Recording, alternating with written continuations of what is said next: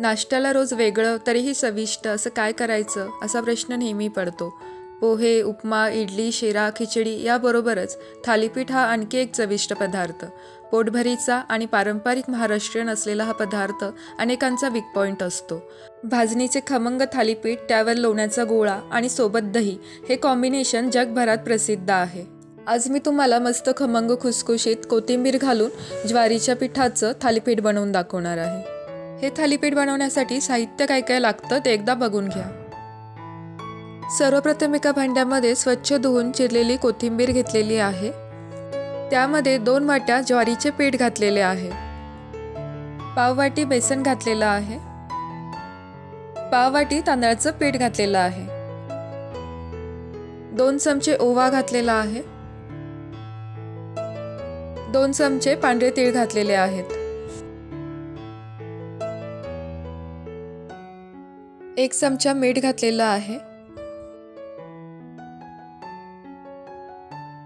1 चमचा जिरे घातलेले आहे। 1 चमचा हळद घातलेली आहे। 1 चमचा लाल तिखट घातलेला आहे। 1 चमचा धणेपूड घातलेली आहे आणि 1 चमचा गरम मसाला घातलेला आहे। हे सर्व पिठामध्ये व्यवस्थित मिक्स करून घ्यायचं।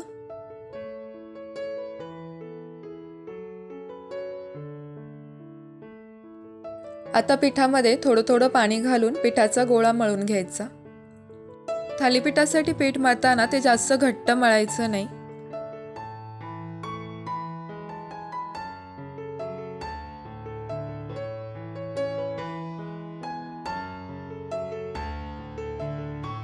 अशा प्रकारे पिठाचा गोळा मळून झालेला आहे। आता तो 10 मिनिटं झाकून ठेवायचा।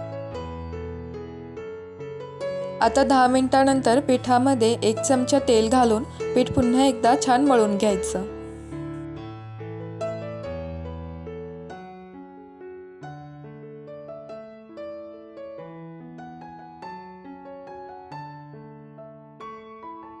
आता तव्यावरती थोडंसं तेल लावून पिठाचा मोठा गोळा घेऊन तव्यावरती थालीपीठ लावायचं।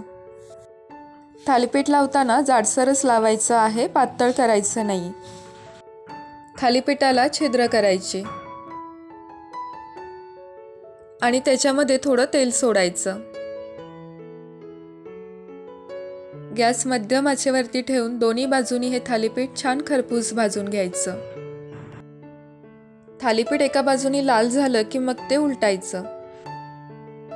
शक्य असेल तर थेट तव्यावर नाहीतर सुती कापडावर हाताने थालीपीठ थापून घ्यायचं।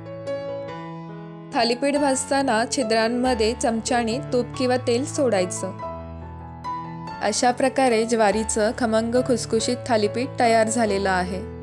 हे थालीपीठ ताटात काढल्यावरती त्यावर आवडीनुसार तूप, लोणी, बटर घालायचे आणि दही आणि लोणचं ह्याच्यासोबत गरमागरम थालीपीठ खायला द्यायचं। अशाच नवीन नवीन रेसिपींसाठी चॅनलला सबस्क्राईब करा, लाईक करा आणि शेअर करा।